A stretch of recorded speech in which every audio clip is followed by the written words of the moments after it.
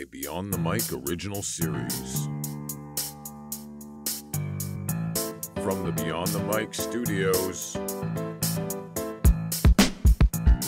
this is Talkin' Dirt with Dirt.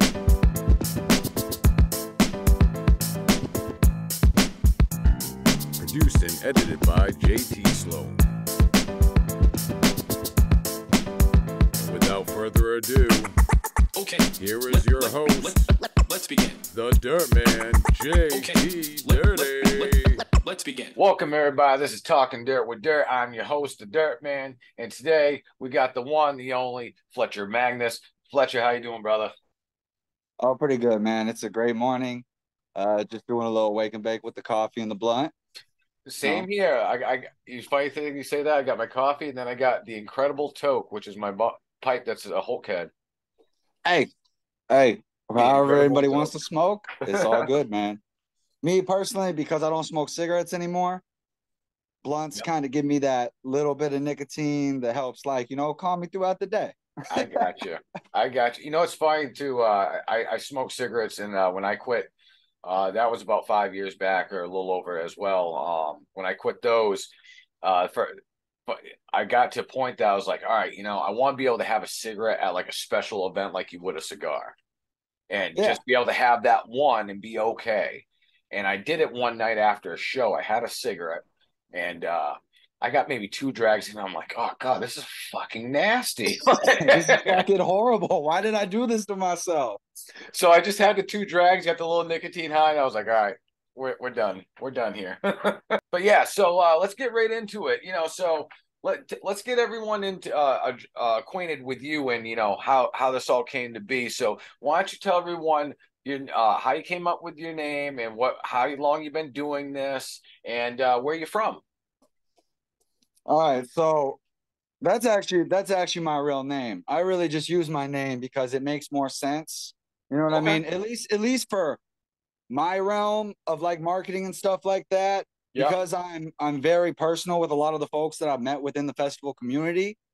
A lot of the time, like, it just makes more sense on flyers, on everything, to just have my actual name because it's real easy for people to find. I gotta say, Magnus for a last name, dude. Is that your actual last name or is that your middle name? No, that's my last name. Dude, that is fire, okay? And I will tell you this right now. I love the name Magnus. We were actually, we got a dog 2 years ago, and it was supposed to be, when we picked him out, it was supposed to be a boy, and the guy ended up switching him out and saying he wanted the boy instead, so we ended up getting the girl. But when we were anticipating the boy, we were going to call him Magnus. And that's fucking cool. That's cool, man. And then when we found out we were getting the girl, we're like, we'll come up with a different name. We ended up coming up with Scarlett for her. So yeah, I ended up having a deal with the 2 women that I have children with. Shout out to them. You know what I mean? But, baby mamas. Those my deal with both of them was, if it's a girl, I get to name them. If it's a boy, they get to name them. Yep. You know what I mean? Because here's the thing. When I grew up in school, because I'm originally from San Diego and Los Angeles. Okay. So, like, where I'm from, it's a highly aggressive culture, and people make fun of each other all the time. Yeah. And I would be damned if somebody named my kid something that they could get roasted on every day. Facts. Because like some parents can say, "Oh, I really put thought into this name." No, I sat there with names that my baby mother had told me, and I was like, all right, I'm gonna try to come up with every roast I could possibly think of. Yeah. For each one of these names, whichever one has the least amount, we're gonna go somewhere in that range. And it's kind of funny because my daughter's name is Amelia Jane. I was gonna be one of those few people who, like, when you're a kid, you're like, I'm gonna name my daughter Mary Jane. Yeah. I was really gonna do that, but my baby mother shut that down, which was fine. Yeah. So I was thinking of a bunch of different names, and I was like, okay, since Amelia Jane, it all still works out. Right. And you know what? Luckily, I have a beautiful little girl who has probably been to more festivals than most folks. Well, she probably got me beat. I've only been probably like maybe 5 or 6 in my life, and I'm 33. Well, you definitely got to get out to a couple of them this year, man. I know. I've been lacking on it. I've been kind of keeping it close to home, as so to speak, with the job and doing the DJing gig and all this other stuff, just because I got my hands in too many cookie jars, so to speak. Yeah, I completely understand that, man. When we started up, when me and Drew started up Maine's Festival Family like a year and a half ago, we originally created that type of platform because until that point, nobody really had real access to being able to talk to the owners of these festivals, give reviews, have kind of like a set of like checks and balances, which is like, yeah, a festival should be really free, but we shouldn't be fucking okay and predators there. We Right. shouldn't fucking let people have shit there that could fucking potentially kill our friends. Like it's not it it became like a system where, you know, if something went wrong at these festivals, I spent all last year going to every one of these shows. And at the end of them, I gave them a review. And I'm gonna be honest with you. At first, I was thinking, damn, I'm gonna drop these reviews. Nobody's gonna give a fuck about what I have to say. You know what I Yeah. mean? Like there's no reason for it. But as they started to gain steam and I was like writing legitimate reviews, I was sober all these shows. You know what I mean? Yeah. I didn't go to these shows, get fucked up, and then be like, oh yeah, it was just a great time. Like, Right. uh, Everything's a great time sometimes when it's a blur. yeah. You know, here's the thing: seeing it through a different side though, because I got really involved with all these different festivals, a bunch of these different owners. I got to see the inside and outs of a lot of these different shows, and it it gave me a different sense of clarity. Like, cause you see all the happy, good shit, but then you don't see all the fucking hard, tragic shit it took to throw these events, to get all these Right. people to show up, the marketing, the money spent. Right. Like, a lot of people think that throwing a show is just, oh, I'm gonna fucking make a flyer and I'm gonna throw this show and it's just gonna be successful. But Even that's not the reality. There's hundreds upon hundreds of hours that go into this, I into mean, marketing, into making sure that when you drop posts, like here's the thing, right? When it comes to like promoting and marketing for me, I make sure that I have contacted these owners before I drop these posts. I make sure that we drop coordinated stuff because the thing is, we want everybody to eat out here, whether it's hip hop, whether it's jam bands, whether it's EDM. yeah, Shit, I would rather see the more the shows merrier. come together and throw bangers because you know what? Maine has had a negative connotation to some of their shows for a long while. And we're trying to change that narrative. We're trying to bring it to a point where people want to come to these different shows because not only are they diverse, but they got something for everybody. Whether Yeah. you're a Grateful Dead, like whether you're a Deadhead, whether you're a fucking hip hop fucking student, you know what I mean? Or whether you're a fucking wub wub lover, you know? Whether Right. you want to just go and listen to people uh fucking run their synthesizers like a mofo, you know what I mean? Like, and I mean that in no disrespect, but that like a lot of people love the wubs, and it Yeah. is what it is. Oh yeah. No, I agree. I mean, so I've been guilty of this myself. I of kind of like sticking to one particular genre and kind of like, all right, hey, listen, this is what we're doing here, so if you're not doing that, then it might not fit here. And I was guilty of that, for quite a while, and even as of recently, even with over vocal rappers and stuff like that. And I had to take a step back and realize, like, hey, listen, everything has a place for it. Everyone has a particular flavor, and even if it's not my flavor, someone else is going to drink that Kool-Aid. Yeah, well, I think also like when it comes to hip hop, like I'm a student of the game. When I grew up listening to hip hop, right? Like I listened to Rakim, Big Daddy Kane, Cool Mo D, Cool G Yeah. Rap, Big L, Big Pun, Nas. I mean, like the list of lyricists could go. I mean, you might even see it in my style when I flow. You know what I mean? Yeah. Yeah. Like I'm very very much for like the bar heavy stuff. But what I've noticed about hip hop is like unlike EDM and unlike jam bands, like it was a very me culture for a while. Like you didn't want to put your homies on. You Right. wanted to just get, and I'm not saying you know what I mean? But Right, I'm right, saying right, like right, right. as in general, like people didn't want to put their homies on. They wanted to be able to get into that top spot so they could be rocking all the shows. And like I had this conversation with Lee. I had told him because he reached out to me about the first blast that we did. Yep. And I told him, like, I'm not a huge fan of like performing live, but I'm down to do the show. Just if I can get Nate and Jared on the card, if I can get Don Magic and Jared on the card, I'll do whatever card you want. But I want to Yep. bring them on because the thing is, without being able to put people on, I would have no point of doing it. You know what I Right. mean? It's not that I don't love hip hop.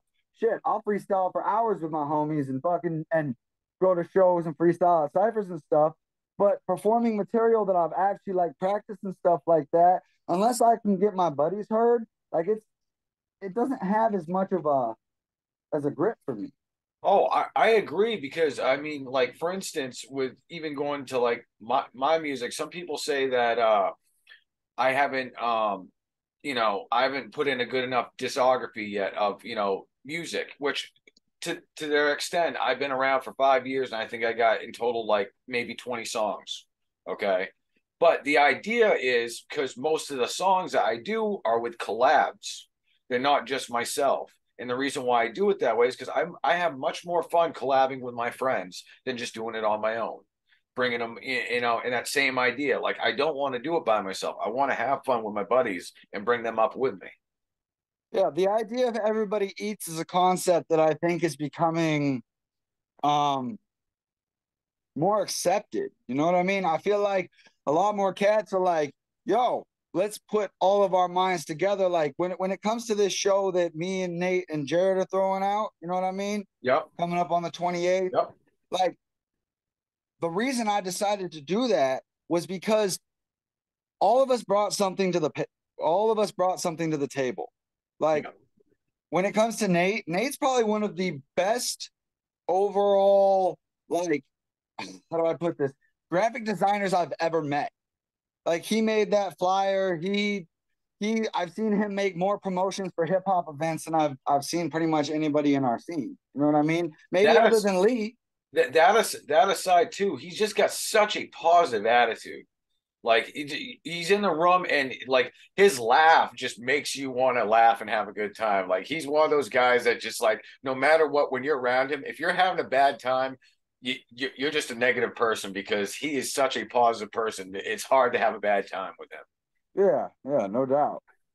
Yeah, and Jared, like I've known him almost 10 years now, you know, and I Yeah. remember back before he was even like an adult, you know what I mean? I remember back when he was like 17 over at my house just rapping. We were just hanging out and shit. You Still a know what I spring mean? chicken, Because right? like because he was like one of the little homies. You know what I mean? And I don't mean that in disrespect either. It's just when I met him, he was still young. I mean, I was young Right. as fuck too, but he and what I seen from him freestyling from when we were doing it then to now, his discography, it was funny you talk about discographies because, like, to be completely honest with you, man, I haven't dropped really any music at all. Like, when I Yeah. do these shows, when I've done a lot of these hip hop shows, I prefer to go and throw on an old school beat and freestyle Yeah. because, like, a lot of the time, there's not much of a difference. You know what I mean? At least in the sense of like I've been freestyling so long that it sounds real natural. Like sometimes it'll even sound like I penned it. You know what I mean? Yeah. Oh yeah. Like A lot of rappers do that, and I think it's a beautiful gift to do that because I can freestyle, but it's nowhere near as smooth as someone like you or Rigatoni or someone else that can just do it off the top like it's nothing, effortlessly.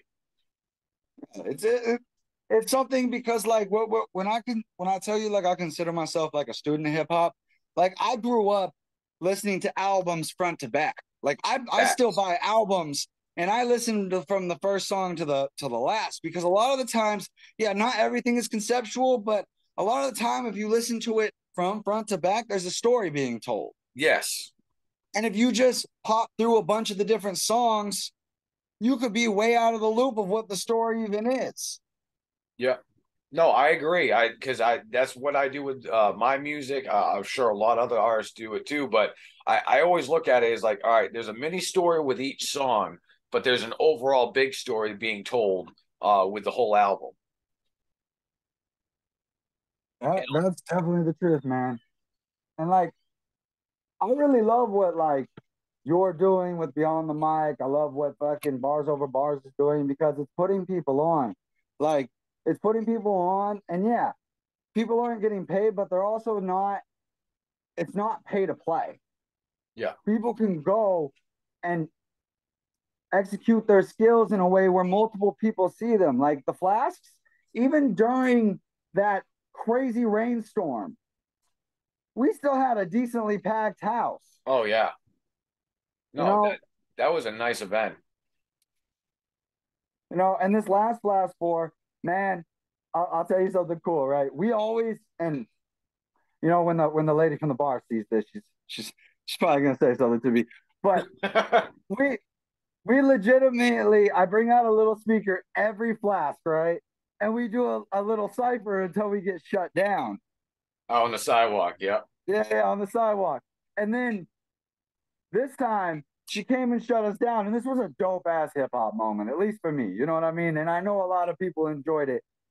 Fucking when the speaker got shut down, I think it's Parfait. Is that the Yep. guy who Yep. who, Yep. who danced real fancy? Yeah. Shout out to Just Parfait. blonde hair. Fuck Yeah. it. Yeah. He comes up, right?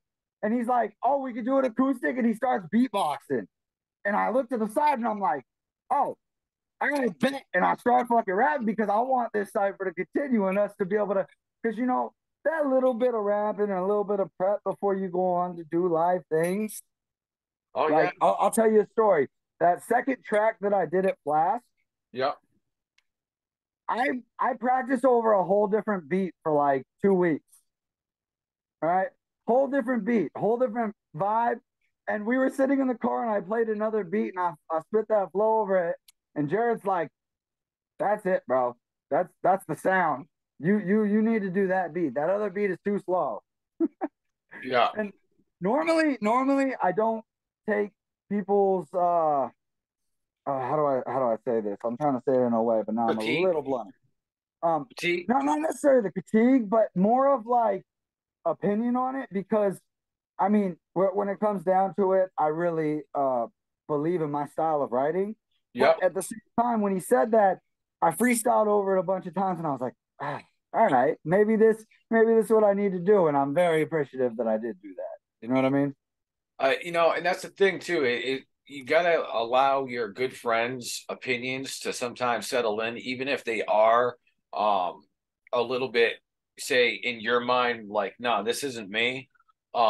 Because like there's been several times, and Lee's not even a hip hop, performer or anything like that, but Lee is giving me some sweet ideas for my hip hop.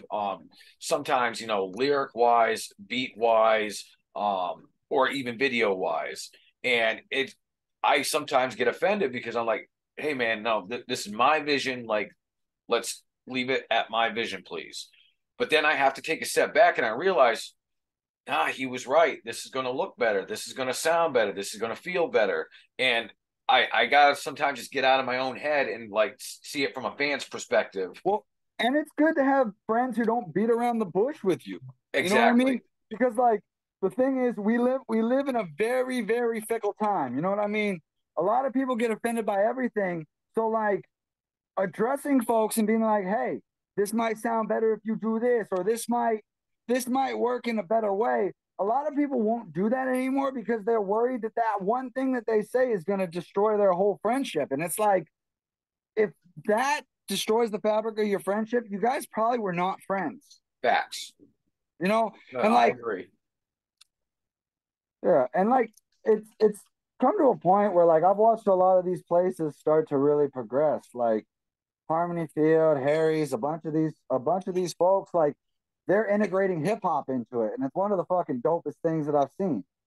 Because I'll tell you another kind of cool little hip hop story, right? I met Treelock randomly through our buddy Mark Layton, right? This was before whatever, and like we were just sitting there, and Mark goes, "Hey, Tree, come here. I want you to freestyle with them. It's kind of like the same thing. Yeah. Somebody beatboxed, we freestyled. It was cool. I walk over to the stage later in the day, and Tree's freestyling with the Frequency Kids. They were these kids who just like jammed out, took like 30 minutes tuning their damn guitars all the time. They're great kids. But he comes up and I'm smoking a blunt on the side of the stage. He goes, Fletcher, you gonna come up there and rap? And I was like, nah, man, I'm just gonna sit here and smoke my blunt. And he goes, yo, it looks like Fletcher's just gonna stand there and smoke that blunt and not rap. And I was like, you son of a bitch. All right, fuck it. Called you out right in It, front of it, everybody. it burst something cool because we literally probably were freestyling on that stage for like 3 hours. That's dope. You know what I mean? Just kind of bringing a different vibe to the hill, and it's cool because it kind of transitioned into Treelock being able to do hip hop on the hill. Yeah. He's fucking super, and Tree, when you see this, I'm super proud of you, homie. Just to let you know, We all fucking, are. I've seen him go from his lowest point to getting with a girl that he fucking loves a lot. Throw it like being an integral host of all these hip hop shows, like stuff that when we talked about it, these are things he's always wanted to do. And now that I see them come to fruition, it's a beautiful thing. Honestly, just seeing my homies thrive and seeing my homies get put in a better position, that's all I could ever really ask for. Facts. You know, it's funny that you say that too, because Treelock, as far as the beginning of Beyond the Mic, he was one of our first before we started doing Talking Dirt with Dirt. He was our first Who Is, and what Who Is was it was an episode thing that we were trying to do of like these documentaries of these actual artists and performers. And Treelock was our first one that we did, and he was living up in Augusta at that time, doing all that. And so it was kind of cool because that happened like 3 years ago. And so much has happened then. Like, unfortunately, you know, friends have come and gone since then and all this other stuff. But we were able to, you know, document, you know, then, you know, how we kind of got his start. And we did even a music video shoot that same day as well, where I played a detective in his music video and we were arresting him. So, you know, and it was one of those things too. It was like, this is highly, highly unlikely just because the factor of in real life. I mean, this anyone who knows Treelock, this guy is so tall and so huge. And I mean this in the most respectful way, but like, he's a big fucking dude. It is what it is. You know what I mean? Well, me standing next to him, I feel like Rey Mysterio next to the Big Show, or, you know, in comparison size-wise. Like, it's ridiculous. So for me to, you know, feasibly be arresting him, it just didn't seem logical. But then again, I guess, you know, the badge comes with power, right? Yeah, no doubt. And it's good to see. I've seen like a lot of my homies start to progress. Like, yo, Mezzy killed it at that last Blast 4.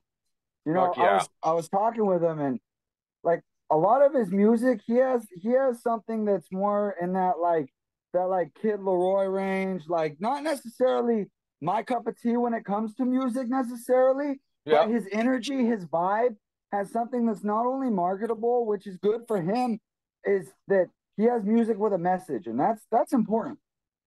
Oh yeah, if it's marketable and it has a message, a positive message that is easily going to gravitate to any audience. I mean, that's like what they call in the acting world or whatever, they call it a triple threat. And that's when you already got your own name, you're already you know, marketable, and you're already making shows and making headway. So, you know, and it's like a triple threat scenario in that. And he's definitely one of those guys that's got his craft down pretty well for what he's working for. Oh yeah, 100%, man. So, you know, what you being the man that you are with all these you know, festivals and all this other stuff, what you got going on in the pipeline for festivals coming up? What things you got? All right, so this year, and you know what? I'll give you the first announcement of it. I'm actually going to be doing a booth this year Ooh, at a lot of these shows rather than just attending, because I'm going to be starting a booth called Things Motherfuckers Forgot, or Things People Forgot, depending on if you know the name is too much. But like, I hashtag it want out so it's not hashtag out the fucking, so that way you can still market it without it being profanity.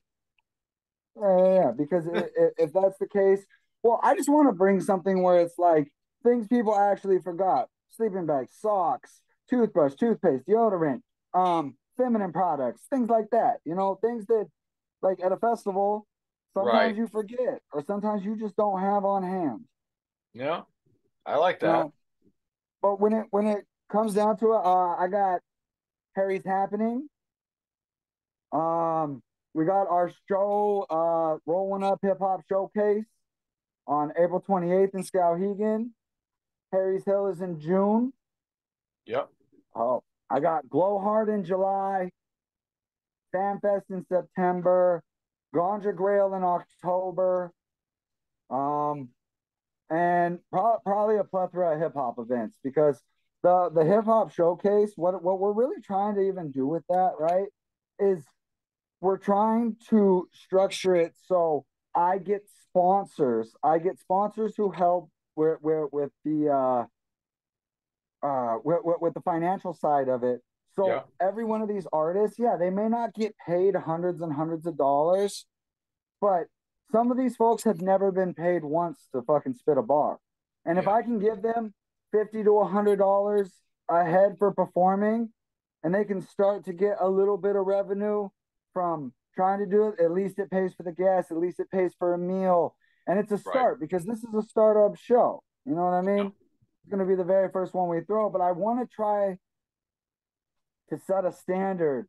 Is if we're able to actually get the people in that I think we're going to be able to get through the door, then there's no reason why the sponsors can't get paid back and the artists can't make money. You know what I mean? Right. No, I definitely agree.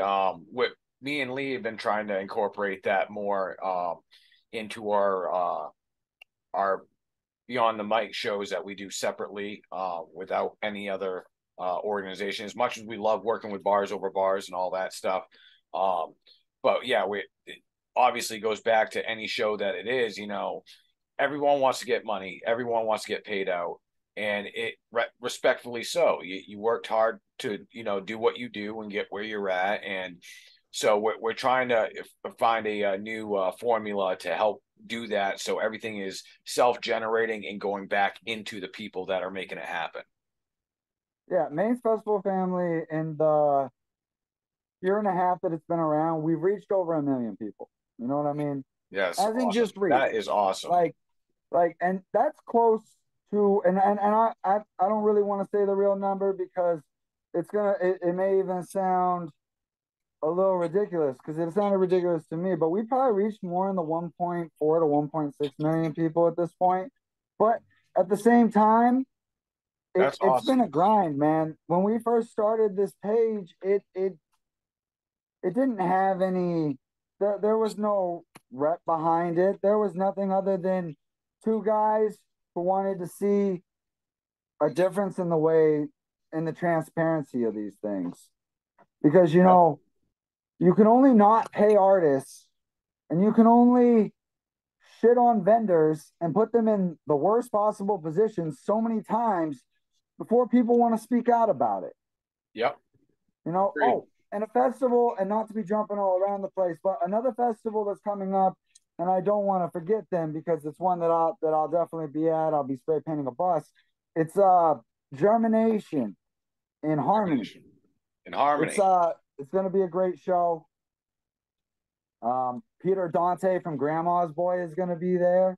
Oh, no Yeah, shit. he actually has a reggae band, and Peter Dante is gonna jam with Mighty Mystic and have like it's honestly gonna be a really interesting event. Dude, that sounds really cool. It's so funny because not too many people know about the movie Grandma's Boy, but I knew exactly what you're talking about when you said that. Well, look, the Cold Stoner classic comedies. Like we got we got the half bakes and the Fridays and I gotta stop smoking so much before these. I was gonna say No, how but like the high, half bakes, the grandma's boys, the how dude, where's high, my cars, like the Colt Stoner comedy classics. yeah, how high, freaking, um, shit. There was another one, high school high too, freaking. Yeah, yeah, with Snoop and is that the one with Snoop and No, no. Wiz? How high was Red Man, Meth Man? What's the one with Snoop Dogg and Wiz Khalifa in it? It's like a stoner. It's like a stoner comedy too. It's not coming to me off the top of my head, It's but not. I can't think of that one either, but I know what you're talking about. It's been a long time since I've seen that one too. yeah, that. Hey, listen. As stoners, we say we love these movies, but in reality, because we were baked, we probably only really watched them a handful of times. Facts. Well, no. We probably watched them several times, but we were just so baked we don't remember the other times we watched them. Yeah, yeah, true, true, true. But yeah, no, it's funny too because I still to this day going back to half baked. Like a lot of days when I'm thinking about my budget and all that stuff, I think of that mental money thing in my head when I go out on a date or something like that. I'm like, oh yeah, well I got fucking $6 in my pocket. How am I going to fucking pull this one off? Yeah, yeah. You're like, fuck. All right, I got $20, and I don't buy shit these days. So how am Right. I gonna attack this store? You know what? That's sad too. That like knowing the fact that $20 may not cover two people at McDonald's now. Yeah, $20 may not cover two people in McDonald's, but also like when you go to the store, like after the pandemic, and like I'm not political in any sense, as you know, like fuck both them No. guys. But at the same time, with the price of everything going up exponentially, like it's left a lot of families, unless you have EBT or something of that nature, or you're able to get assistance, it's really hard to make enough off of just a regular job to pay bills, buy food, buy gas, and the price of oil. Shit, kerosene was at $7 and something cents at one point. That's $700 because most of these oil places don't let you get no less than 100 gallons. Facts. Yeah. Yeah, no, it's messed up. I mean, no one can live on their own. You definitely have to either live with other family or a spouse or something like that. You have to have two incomes coming in to afford any type of housing nowadays, um, especially without assistance. Right now, my mom, she lives with us. I mean, I bought her house off her, and I told her I was like, let me buy the house off you. You'll always have a place to live. You stay here, and we'll take care of each other, and that's how we're doing it. So that way, Yeah, I that, know that she's always, that's dope, man. I Because well, the thing is, like, it goes back to the same thing as I know financially I couldn't do it on my own. I know financially she couldn't do it on her own, and it's like nowadays people just want to be so selfish and go off and do their own thing. It's like, no, you got to give back to your parents, that raised and took care of you from all of them years. It's going to reverse eventually, and you're going to have to help take care of them, through their last years. And a lot of people forget that, and they just, walk away and let them, do whatever, and they it's let them go into homes or whatever because yeah, maybe raising them is like the people that I really like to even give the shout outs to, right? Harry Brown's farm, the people who have helped maintain and run Maine's Festival family. Um, I'd like to give a shout out to the Sanctuary, Art Life Studios, Harmony and Freedom Field. And if you want to find anything festival related, I also have two other pages. One that I co-run with Gen Z. She's big into the artist scene out here in Maine. gotcha. It's called Maine Art Community. We have about 5,000 people there. I also have fairs and festivals in Maine, which has zero of the conflict and all of the events. Nice. But we also have Maine's Festival family where we got everything festival from memes to topics to questions and reviews, Nice. Just trying to put people in a position to succeed. But what I will tell you is what we have built and what we do have now established for people, hopefully will live on for generations, and it'll make people more confident to be able to reach out to these Oh yeah, folks. no, I agree, and that's why, like for right now, I'm going to say it like this and kind of end it like this. If you are trying to get out and get your name out there and communicate and connect and get working for that spot, contact Beyond the Mic, Beyond Fletcher, and make sure that you connect with us and connect with others like us, because that's the only way you're going to get out there. That's the only way you're going to get your name on the map, is doing the diligence and just connecting with us. And one last note: closed mouths don't get fed. Don't expect people to have to reach out to you. If you really want it, go and get it, because nobody's going to feed you. Facts. You have to be vocal about it. Thank you so much for having me on, man. Definitely, man. It was a great conversation. Much love. Always. Guys, this is Talking Dirt with Dirt, and this is once again Fletcher Magnus. Make sure you go check out all of his stuff that he's doing with the festival scene up here in Maine. And if you guys haven't yet, please like and subscribe to Beyond the Mic, and we'll be in touch with Fletcher along the way. This is Talking Dirt with Dirt. You guys take it easy. Dirt Man's out.